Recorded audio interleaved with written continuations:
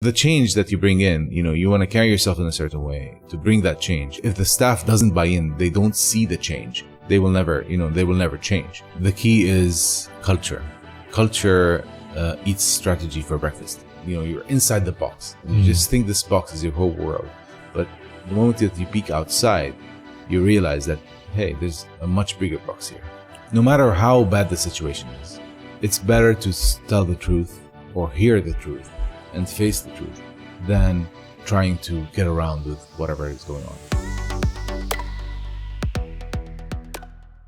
Welcome back to another episode of the Change Officer podcast that is brought to you by our friends at podster.com. If you're looking to start your own podcast, but you don't have enough bandwidth to deal with everything that goes into podcast production, hit them up. The team at podster.com will be happy to support you with consultancy, tips and tricks, and production.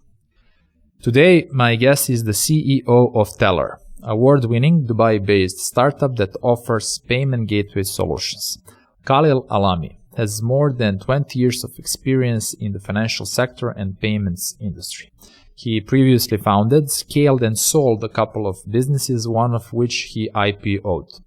I am delighted to have him here today with me as we are trying to discover where can we find business opportunities in the consumer-oriented financial world. Of course, we're not going to miss an opportunity to find out more about Khalil outside of the corporate world, so stay with us. In the next 50 minutes, you can expect unique insights and great advices from our guest. Enjoy.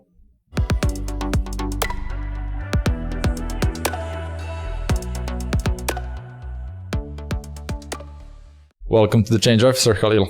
Thank you very much. Nice to be here. Thank you for having me. Thanks for coming. It's been a couple of months back and forth until we finally found the slot to meet actually in person. Yes. Not a lot of podcasts today are doing it in person, and I know it's a bit tricky given the circumstances, but because of the energy that we can actually experience face to face, we prefer to do it like that. So Thanks for coming. Thank you. My pleasure. Thank you very much. So talking to you, I think we can go down a lot of different paths, and we could probably do a lot of different shows. So we're going to, try to pick a couple of episodes of your life and what you're doing to focus on. Sure. Thank you. It's too much. Thanks. So, look, after our initial chat, I didn't know a lot about your background, parts of the story, and I think it's fascinating. One thing caught my attention is the story when you went to US for studies, and then you noticed the problem of money transfer. Yes. And you were fascinating with how is money actually coming from Jordan to USA. Sure. Can we talk a bit about that, and then how that developed actually in your whole career and influenced your life completely? Sure, of course. Thank you for having me again. See, I come from a family that works in financial services, so I was always, listening to the lingo and to what's going on in the financial services world. So going to study in the U.S. Over there, a bunch of my peers, a bunch of me and some Jordanian friends were at university, and every month, that's like any other student, you get your allowance. What fascinated me, what you were mentioning, is that I used to get my transfer in like 4 or 5 hours, same day, all of the time, while all my other friends used to have 3-4 days. So I was fascinated on how does that mechanism work, and why is it different than anybody else? So I started, noticing such things, and then I started looking at how the credit card business is growing in the US, and the student offers that you have on campus, and other kinds of offerings that Discover was just born as a brand. It doesn't work anywhere other than the US. Then they added Australia. Then different new brands started coming up. Capital One was born, and now it's probably the largest issue. What was that time? What was the this is without disclosing your age? No, this is the mid-90s. Mid-90s, before the explosion of Silicon Valley and it's internet. Just like it's just before Microsoft was new. Everything was Microsoft was new. That sounds Microsoft 90. What was it? Microsoft 95. 95. Yes. It was just Windows.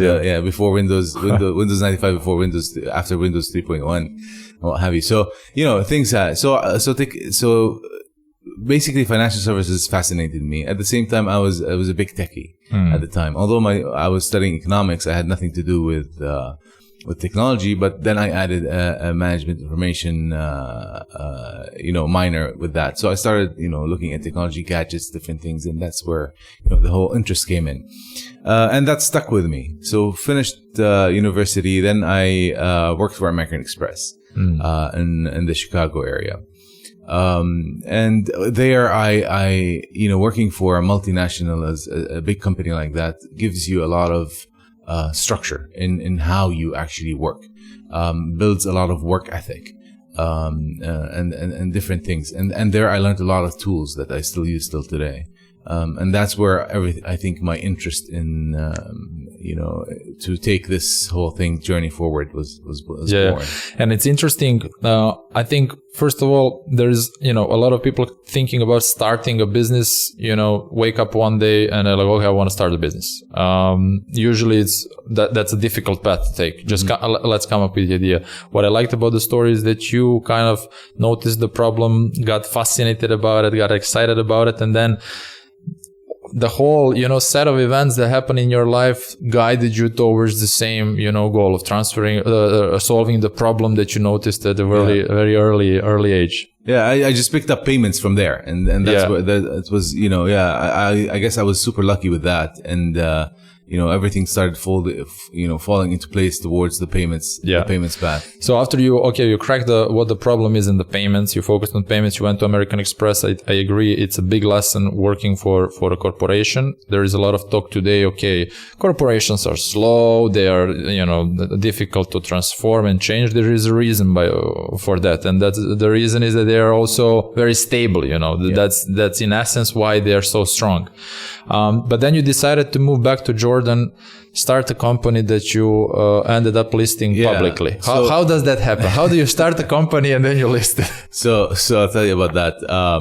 So first of all, like you said, corporates are slow, but they're structured, and that structure is a base for a lot of things. After that, I decided to move back to Jordan, to the Middle East, and try to do something with payments there. I worked for ABC Bank in Jordan, set up their brokerage, U.S. brokerage department.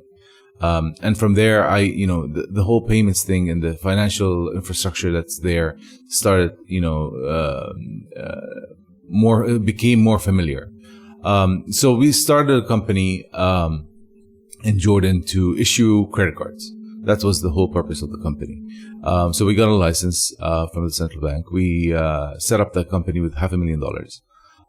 Where we were able to secure a MasterCard license for Jordan and Palestine. We started issuing cards. What we noticed is that at that point in time, MasterCard was virtually unknown in Jordan. So you could not use your card anywhere. So, you'd get a MasterCard card, but basically there's 2 or 3 places that accept that card. So what's the use of that? So most of the usage became outside of Jordan. So, we switched gears. We started expanding the acceptance by installing point-of-sale machines all over Jordan, until for about, I want to say 14 to 16 months, we were able to cover the whole country. We had about 12,000 merchants, anywhere you go, from a small, supermarket or to the big 5-star hotel, everything, MasterCard was virtually accepted everywhere. And with that, we continued to issue.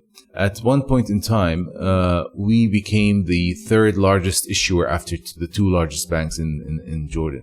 So we had a big portfolio of cards, whether it was virtual cards, prepaid cards, physical cards, credit cards, whatever it is. We were able to issue the first revolving unsecured credit card in Jordan, that was in 2000. Wow. What do you think was the key to that success? Was it idea, timing, individuals, expertise, combinations of all? I think it was more risk appetite. The product is not, we did not invent the product. The credit card product has been there, all over the world since the beginning of time. So we didn't invent the product. And the product was there in Jordan before us, but it was not unsecured. So you had to, for example, you had to go to a bank. So when you go to a bank and you want to apply for a credit card, they say give you $1,000 limit. You have to put $1,000 deposit. So you always have that money. It's actually not really, it's secured. It's 100% secured. So what we did is I took the model that I saw in the US on campus, where they are extending student loans basically through the card, small amounts from a lot of people. And that's what we did. So I issued the first card. Then I went into co-branding with the universities in Jordan, issued student cards as well, just like I saw in the US, expanded that product a little bit to country clubs, co-branded, issued the first co-branded card ever in the history of Jordan, and, grew those to 11 co-branded products. And took it from there. And that, I think it was risk appetite that I was lucky to have, the backing of, people to fund me in order to get the risk out there. And it's basically the equation, the secret sauce was small money from a lot of people. Can you play safe and win big?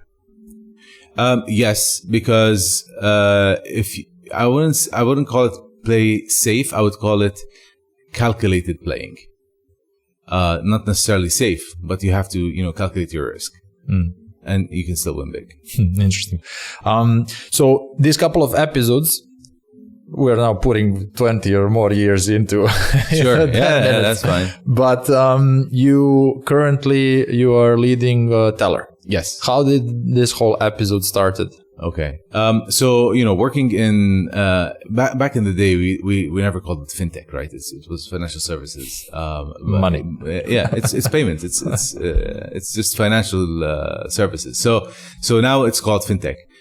Because what we saw is actually, just to talk about the term fintech, is as we grew along, with the financial service company, there's more and more technology that we've invested in, and really it became, my biggest department was the tech department now, because we're developing products that are more soft, are heavily reliant on software, and that's where fintech came in. So obviously throughout my career there, I met a lot of people. The regional offices of all the multinational brands of the payments are here in Dubai. So you travel a lot to Dubai, you meet a lot of people. So and the payments industry is very small. So we all know each other. So we got to know a lot of people throughout the day. And Tler was founded by a friend of mine who I've met, who used to be at PayPal, which we were working with. And I knew the team going a long time. And at about 2 years ago, I got a call from one of the major shareholders there, and they say, "Hey, this, we have this, fabulous company called Tler in Dubai, and we'd like you to, come and look at it and see what's going on." So what I did is I looked at it, and I found that Tler is an unpolished gem, waiting to be, just polished. There's so much there. The technology straight from the ground. Straight from the ground. The technology is fabulous. We have not just because I'm Tler, but the technology there is state of the art. It's built from ground up. It's proprietary. It handles so much. It just needed some guidance. So with that conversation, I decided, it's time for me to take a risk. And I just packed the bags and jumped on a plane and, jumped over the hill and came into Tler. Wow. Yeah. So you left everything behind. You exited the company. Yes, absolutely. And came to Dubai. Wow. That's an interesting move. It's an interesting move. I think it was the right time. Was it calculated? I'm sure it was calculated, but I hope so.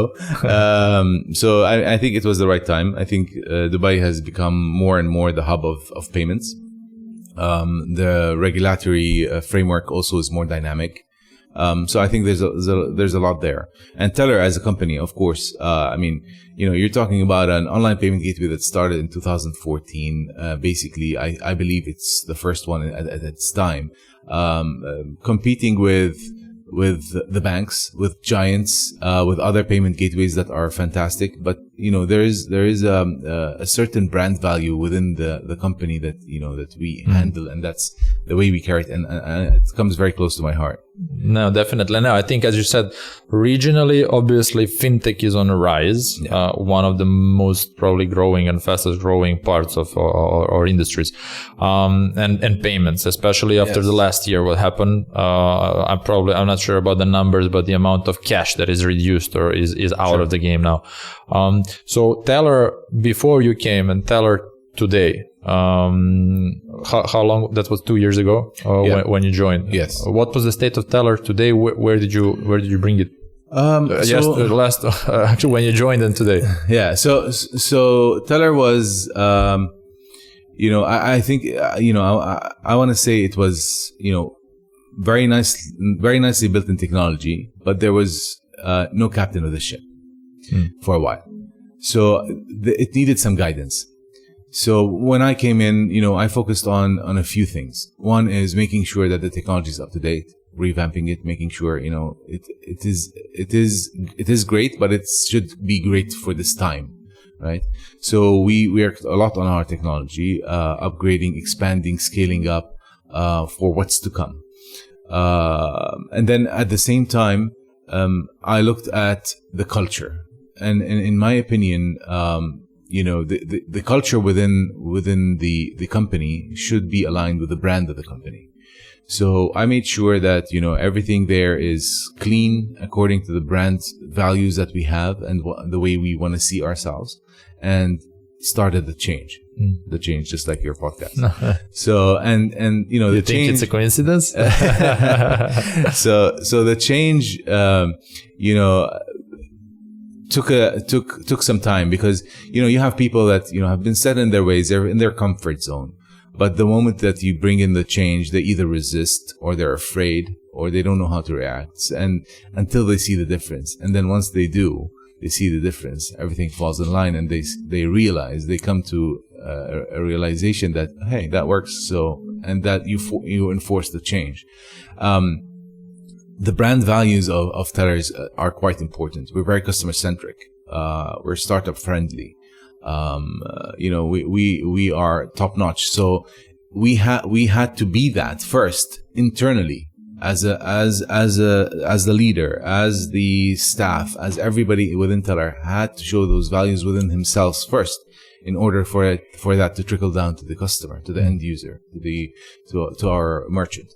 And that's where I focused most on. So I have two questions. One is where the Tler, so most of the audience of the podcast probably and the wider public see Tler as probably as a payment gateway primarily. Sure. What else is Tler? Because it's not only that, right? Yes, absolutely. So after, it used to be just a payment gateway. That's how it started. That's how it started, right?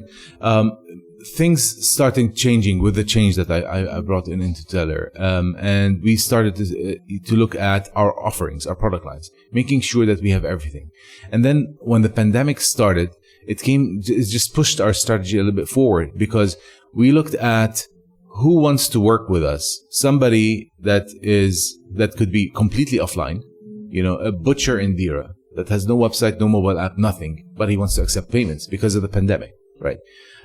He has products that, wants to accept payments online. Of course, online. And he has, products that will expire. They have a time limit, right? The meat has a time limit. But at the same time, there's a lockdown. People are not going to come and visit him in the store, or without the lockdown, people don't want to go anymore. So how is he going to collect that payment other than cash on delivery? Because people were afraid. If you remember, back in the beginning of the pandemic worldwide, people were afraid to use the cash in that transaction. So we decided to become the one-stop shop for e-commerce. Okay. Not only an online payment gateway. So, and with that, we were able to produce within, the middle of the pandemic, the Tler shops. Tler shops is a one-stop shop where, whether you're an advanced user or a completely technically incapable person, you can actually set up a website using Tler, using the templates that we have, in 5 minutes, set up the whole storefront and your back end, put in your products, your prices. It has a campaign manager. It has a marketing tool. It has integrated shipping, integrated payment gateway, obviously. End to end. End to end. There's nothing missing there. And you can go live, you can set it up in 5 minutes and go live immediately, once you have all the process working. And with that, we had that case study, the butcher in Dira, as our target. And with that, things started falling in line. And after we launched Tler Shops as a one-stop shop, obviously part of our strategy is to become a one-stop shop for that. We then launched our, Quick Links app, where you can, use Quick Links on the go or the mobile app and just send payment links to people. Integrated with your social media, with your WhatsApp, with whatever, and just use that.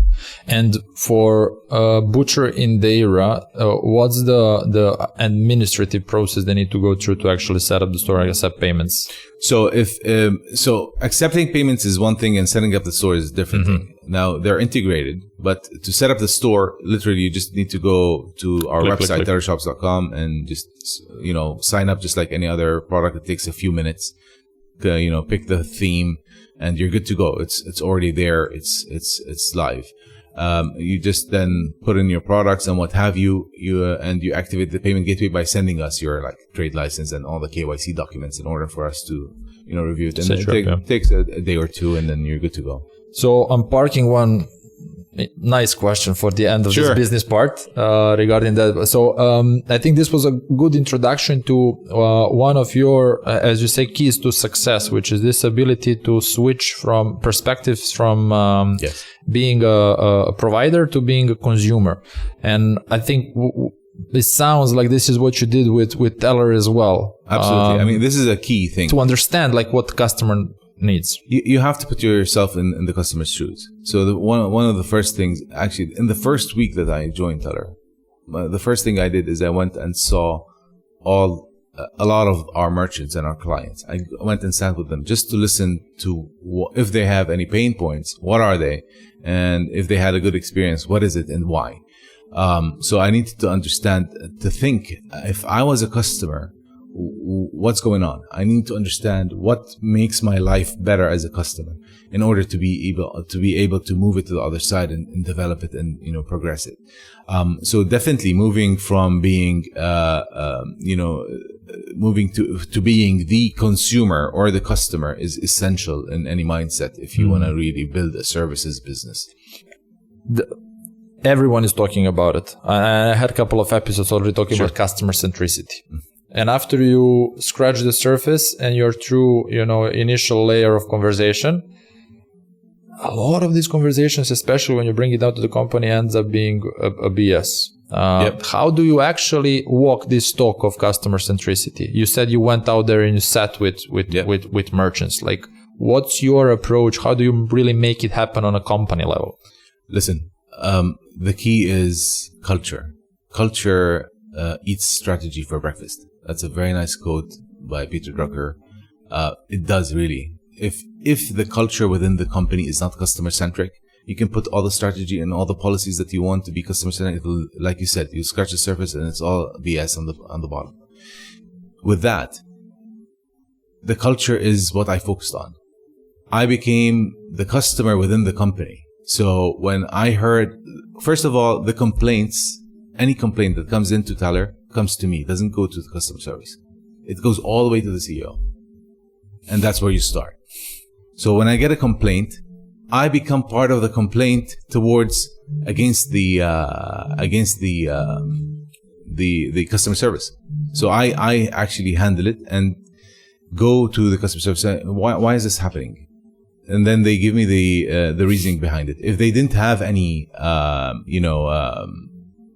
reason behind it, then I stand with the customer. But if there is a valid reason, I'll actually come back to the customer and explain to them in plain English of what's going on and find the solution. It's not about giving excuse. It's about finding the solution. Because when somebody complains, there is an issue. The issue is not to defend and become defensive. The issue is to actually, find a solution for them. And so I became the person that's complaining within the company towards the departments. So I took the customer's hat and the merchant's hat, and started with that. And that's how you did change. And the first round, second round, third round, after a few months, they realized that, if we're not going to change the way we respond to the complaints, this is going to keep on happening. The moment they changed, I took a step back and gave them the space to breathe. And then it became their culture. And there is nothing more annoying than complaining to a service or a product and not getting heard. Yeah, not getting a resolution. You told me a great story, an example of a restaurant. Someone's bring you a dish that you're not happy with, regardless of whether there is a reason for you to be happy or unhappy. The cost of saying thank you and giving out that meal for free is like 20, 30, 50 dirhams. And the value that you're getting in return with that customer is like unmeasurable. Yeah, because the moment you do that with me, first of all, I'm going to come back. Definitely. And the other thing is I'm going to tell all my friends about that. Can you imagine this is what happened? And then everybody's going to have this, even if they don't go to the restaurant and buy food from there, but they'll still have that positive brand, awareness within their minds about it. And they could probably tell their friends, and that's free marketing. No, absolutely. But the culture is the key, because if the staff working in the restaurant is not guided by the restaurant owner or manager to act like that, they don't care. I mean, if they don't get rewarded for good behavior or like penalized in some form, then that's not going to work, right? Yeah, absolutely. I mean, you think about it as a pyramid. The change has to come from the top. So the way I carry myself will trickle down to everybody else, and that's very important in any business.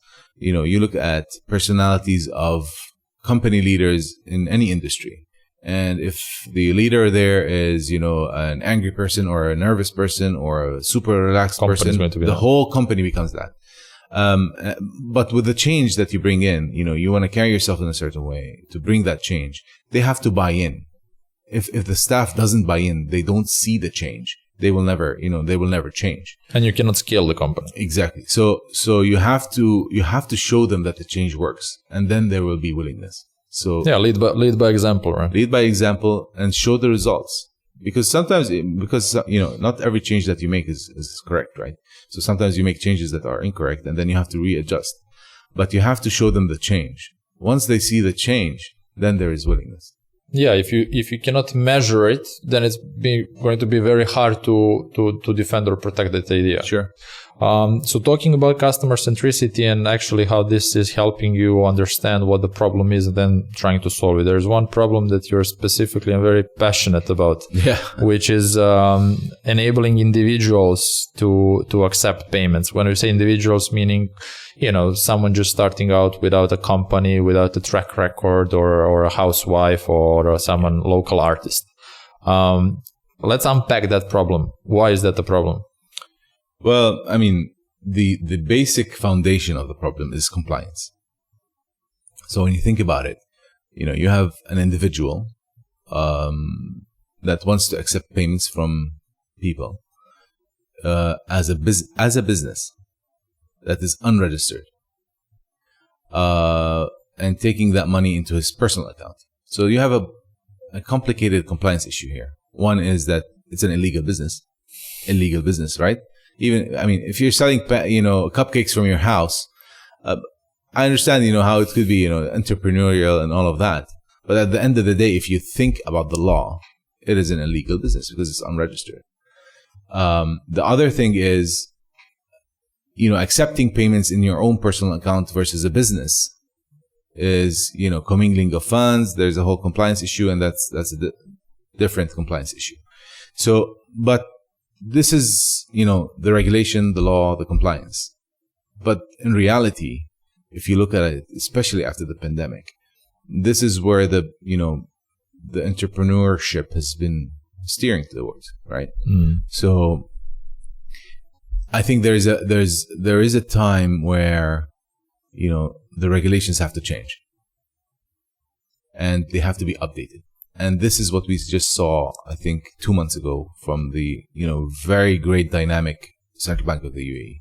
where they issue new regulations that will be, much more dynamic, much more inclusive, and things are pushing towards it. Because the regulation is fine. It's not about the regulation. It's about how the banks will adopt this regulation. And the banks are extremely rigid, as you know. Okay, they're corporations, they're stable, they're everything, but they are not agile as the fintechs. So it's a fintech versus bank issue. Who will win? I don't know, but we have to find the middle ground. So it's definitely a missed opportunity, right? You can Definitely call it a missed opportunity. It's a gray area. It's a missed opportunity. And yeah, definitely. Comparing a region to the rest of the world when it comes to this opportunity, where are we standing? So there is a positive move here in Dubai with the new trader's license as an individual. So now you can issue a trade license for an entrepreneur without having an office and all of that. So that's a positive area. So it's a middle ground. So I think with time, as I said, businesses are changing. Entrepreneurs are changing. The way you accept payments is changing. So I think with all this change, things will fall into place eventually, but it'll take time. Yeah. What do banks say about this? Like, usually you talk to banks quite a lot. You said you have this love and hate relationship with banks. When you talk about it, what do they say? On this issue, it's kind of impossible to onboard because you don't have a business here, right? So that's the foundation of it. So there's no business. There's nothing to onboard at this point in time. So, I mean, like I said, times are changing and things, I think with the new regulations and the new dynamics of the market, I think we will see something positive hopefully soon. Interesting. All right. So this is one problem to keep in mind when we're thinking about new solutions. All right. So let's switch gears a bit. You probably had a lot of opportunities to talk about business in your life. I saw a lot of webinars. You're doing podcasts, and most of them are about business. I want to talk about you, your life, your personality, how you became who you are today. So let's start by, if you can tell us more about your childhood and help us, picture that kid Khalil, boy Khalil, It's been a while. Growing up, I focused on, I was so much into sports. So I was, playing every single sport that is possible to play. Are you competitive? I'm not competitive. I like the team. I like team sports. I am competitive in nature, but not super competitive. Not in a way, in a negative way. But I enjoy, the outdoors. I enjoy sports. I enjoy, my time outside. So as a kid, I was in basketball, baseball, you name it, whatever sport that has a ball and, we were playing it. So, that's, I guess, you grew up in Jordan, right? I grew up in Jordan. What was the most popular sport in Jordan at the time? Obviously soccer, like every other country, but, basketball was a close second. So I was more of a basketball person than, based on your height, I could see you playing basketball. Yeah. So we played a lot of basketball. What do you think, what aspect of your early life you think had the biggest impact on who you are today? What aspect of my early life? Yes, like what influenced you the most, whether, growing up, family, friends, circumstances, or traveling, country where you were. Sure. Yeah. So I was, I believe, coming from, my family where, during the summers, I used to work. When did you start working for the first time? No, not working as in for money, but I used to go and work with, with the family. And since as a kid, I always used to go with my dad to work, look at what's going on. At that time, we had a currency exchange house. So I used to sit on the counter, looking at people, coming in, exchanging money and what have you. So for me, summers were, not just for fun. So we used to have a lot of fun, travel, and play sports and, be outside with friends and what have you. But at the same time, at certain points in time, I used to go and to the family business and look into working there and interning kind of situation. And that taught me a lot. It gives you a lot of structure and influenced me quite a lot on work ethic. And, you have to be early, you have to be on time. and so forth. So yeah, I think that's one of the biggest things. So you had this episode when you kind of learned what structure means. Then you work for American Express. You graduated on structure. Yes. So I'm sure now you're implementing a lot of structure in what you do. I like structure. I like to have things that are drawn out and structured, and there's a routine. Because it creates a certain stability in a sense where you can focus on other things. You don't have to worry about the little things anymore. They say entrepreneurial life or job is one of the loneliest jobs in the world, and I'm not sure if you agree with that or not. But it comes with a lot of highs and lows. I don't agree that it's the loneliest one. Mm-hmm. I agree it has a lot of highs and lows for sure. But I think it's what you make out of it. Mm-hmm. So to be honest with you, it's all about, again, culture and what you create. Because, okay, you're an entrepreneur, but you have people around you. It's all about that relationship and how you create with it. The moment that you realize that you spend more time in the office than you spend at home, obviously pre-pandemic, you realize that, you have to have healthy relationships and fun relationships while maintaining your work ethic and your delivery of your job. So that creates some flavor. No, absolutely. In that sense, it's far from being, lonely.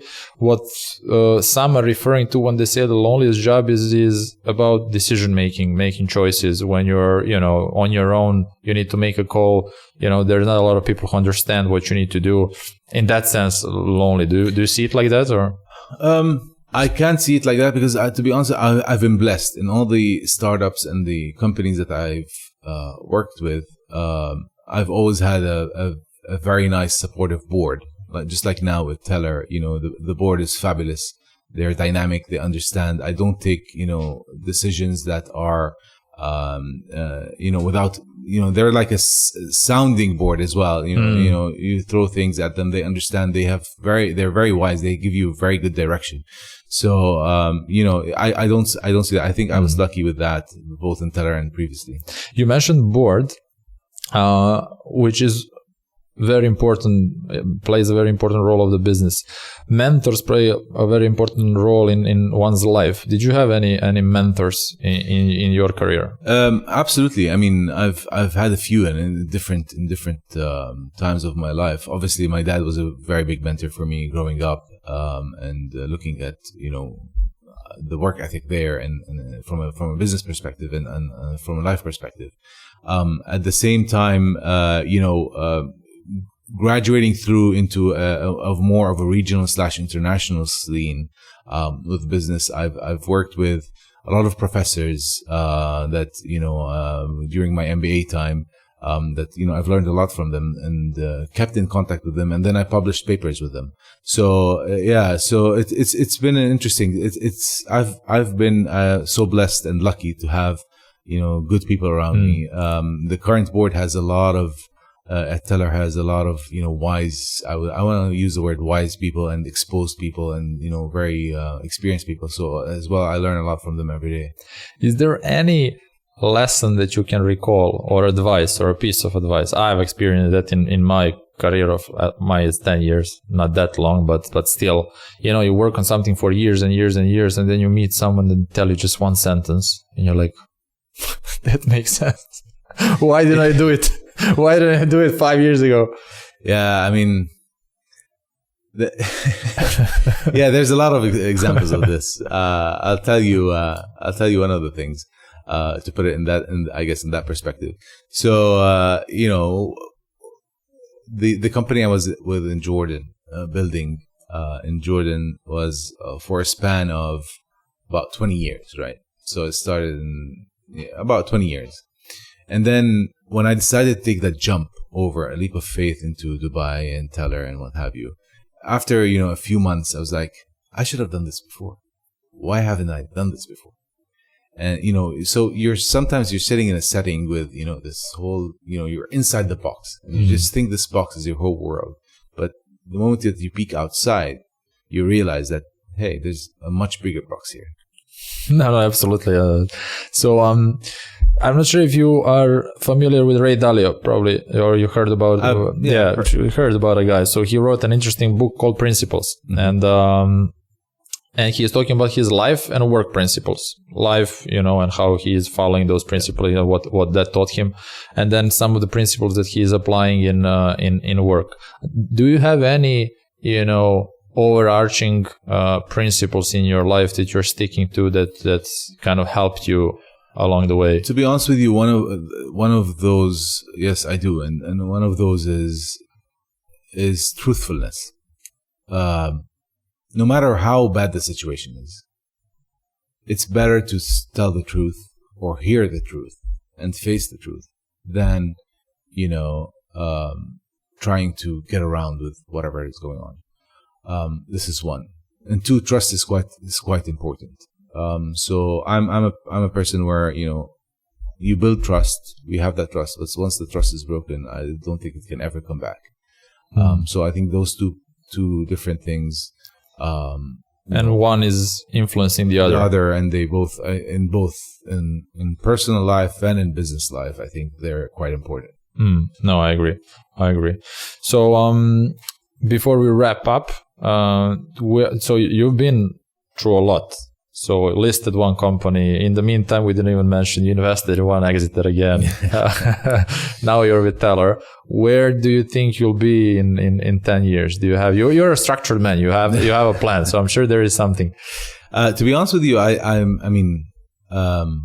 really believe that there is a need to continue building the, regional leading online payment company. I don't want to say gateway because it's not just a gateway. So we're not done at Tler. We've built a great product. We've continued to enhance it and build on it. We have so many new things that came out in the last in April and in May, actually, in April and in March. Sorry. And there's so much still to come, and we continue to build this. But we're expanding into new countries. So with the expansion plan that I have, I think it's going to take me, I don't want to say 10 years, but it's going to take me a few years to reach where I want to reach, in really turning around this unpolished gem into this magnificent, piece of jewelry that is shining all throughout the region. Yeah. That's a good goal. Yeah. I'll have to book you for the episode, down the road to reflect on what we've discussed today. Khalil, thanks for coming, man. My pleasure. I really enjoyed the conversation. I think you're a very inspiring person. Thank you so much. I appreciate the opportunity, and thank you. It's a pleasure, talking to you. It's a very easy conversation to talk to you. No, it's easy to talk to you. You're making it easy for me to be the host. Thank you so much. Great. Thanks, Khalil, for coming. My pleasure. Thank you. Thanks, everyone, for staying until the end. I hope that we did manage to inspire you or give you some more insights that you can act on some of the problems that we discovered throughout this conversation. If you like what we're doing here with the Change Officer podcast, please like and subscribe, and leave any comments or feedback in the comment section below. Thanks again. Thanks, Khalil. Thank you. Thanks.